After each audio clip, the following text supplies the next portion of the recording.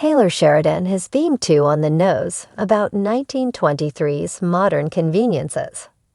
Yes, 1923 is a period piece about the Depression-era Dutton family, but the Yellowstone prequel is still too on the nose about references to modern conveniences that define the time. Like many Americans in the 1920s, Jacob, Harrison Ford, and Cara Dutton, Helen Mirren, are witnessing key innovations become available. Still, the Dutton family's constant attention to the subject feels a bit forced in 1923 Season 2, especially between Jacob, Cara, Jack Dutton, Darren Mann, and Elizabeth Strafford, Michelle Randolph, at the Yellowstone Ranch. 1923 also follows Spencer, Brandon Sklinner, and Alexandra Dutton, Julia Schliepfer, as they travel to Montana. Spencer's 1923 story is also defined by the period, with the World War I veteran working as a large game hunter in Africa. Spencer's story more subtly illustrates the Dutton family's place in time, including his engagement to Alexandra Dutton, leading to a voyage across the ocean on a British liner. Still, while Mountain Lions and Wolves make it clear that the Dutton family remains in a more antiquated period, 1923's characters encounter modern conveniences, and they pay too much attention to them. Cara Dutton pays particularly close attention to modernity. In 1923 Season 2, Episode 1, Cara brings up the Parkers as her husband prepares to leave for town. Cara tells Jacob about Mary Parker, who has a phone in her house. Cara tells Jacob that Mary's husband calls her when he gets to town, which keeps her from worrying about whether he made it. While Jacob doesn't jump on the idea, it's not the last of the 1923 characters fretting about the modern innovations they lack. Cara also critiques modernity, such as her comment about women shaving in 1923 Season 1. As she cuts a slab of meat in 1923 Season 2, Episode 2, Cara Dutton calls our attention to the period again when she remarks, "An icebox in the house. What a day that will be." These comments continue a trend that started in 1923 Season 1 when Jacob and John Dutton, James Badge Dale, take their families to town, and an appliance salesman gives them his pitch on why they should take on modern conveniences. Ultimately, the accumulation of not-so-subtle references to the 20s of the past century makes for a few too many wink-wink, look how old-timey everything is moments. A remarkable reason for the success of 1923 and Taylor Sheridan's entire neo-Western TV show collection is that Yellowstone has updated many genre tropes to offer audiences a new type of Western.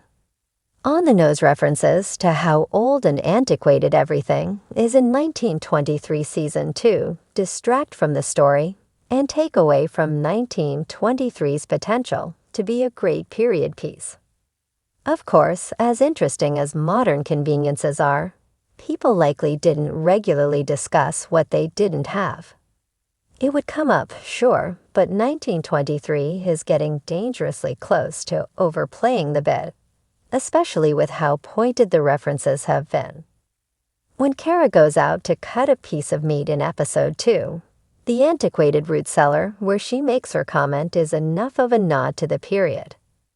Cara's comment about the modern conveniences she doesn't have, especially when made for herself, isn't necessary. Donald Whitfield, Timothy Dalton, witnessing skiing for the first time and not recognizing the sport is a great anchor to the bygone era without being a blatant period reference. The same could be said about Spencer Dutton's first time eating pizza. Ultimately, those are the moments that work for 1923. Taylor Sheridan is no stranger to bold storytelling. His signature grit and realism have made shows like Yellowstone and 1883 undeniable hits. But with 1923, the Yellowstone prequel that follows the Dutton family's trials in the early 20th century, Sheridan might be getting a little too on the nose when it comes to showcasing modern conveniences. It's as if every episode stops just short of having a character turn to the camera and say, "Wow, electricity sure is changing everything, isn't it?" Of course, historical accuracy is important, and 1923 is certainly nailing that aspect. The world is evolving at a breakneck pace, and Sheridan makes sure viewers feel the weight of that transition. However, there's a fine line between immersing the audience in the era and bombarding them with reminders of the Industrial Revolution. And in 1923, that line is frequently crossed.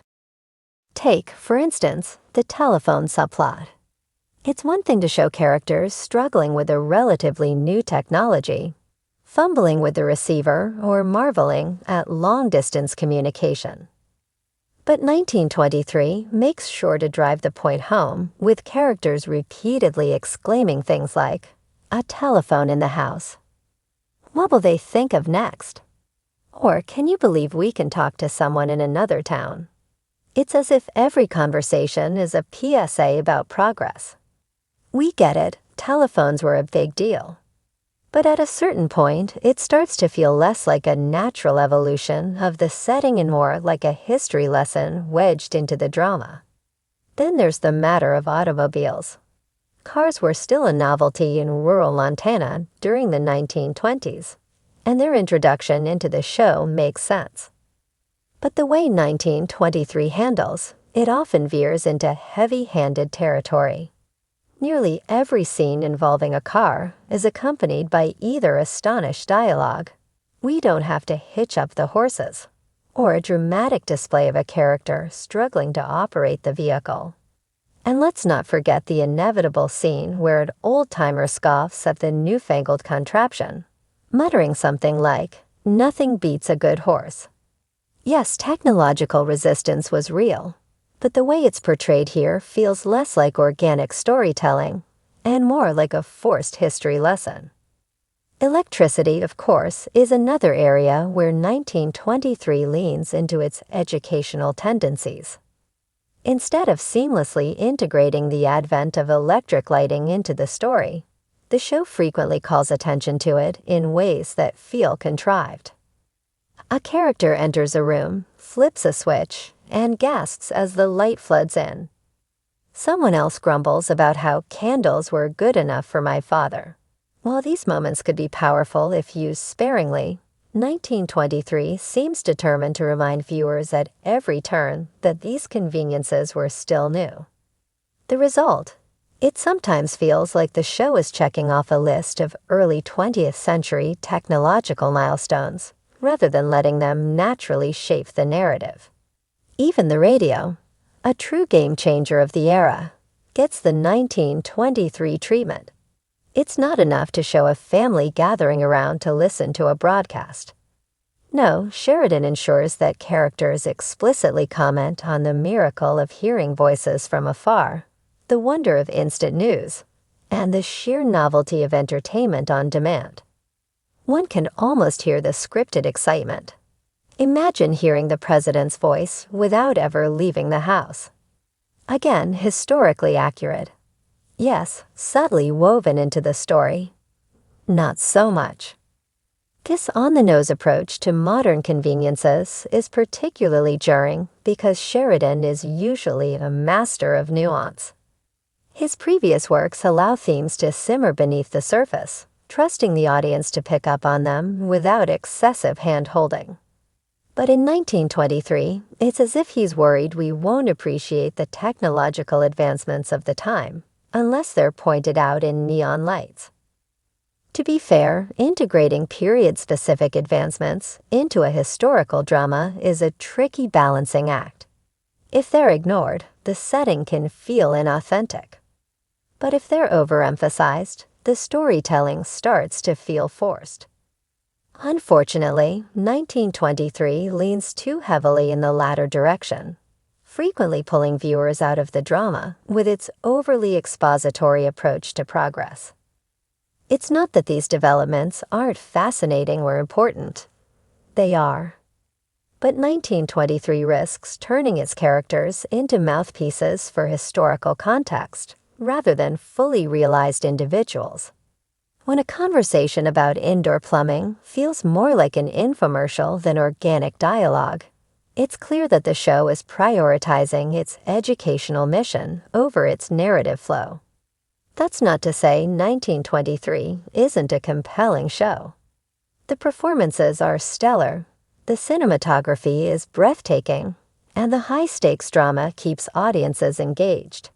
But if Sheridan wants to maintain the immersive power of his storytelling, he might want to dial back the heavy-handed history lessons. Viewers are smart enough to recognize the significance of these modern conveniences without being reminded of them in every episode. At its best, 1923 transports audiences to a pivotal time in American history, showing both the hardships and advancements of the era. But when the script feels like it's winking at the audience, every time a character flips a light switch or starts a car, it risks undermining the very authenticity it's trying to create. Sheridan has proven time and again that he knows how to weave history into compelling storytelling. Hopefully, as 1923 continues, he'll trust his audience to pick up on the changes of the era without needing them spelled out in capital letters.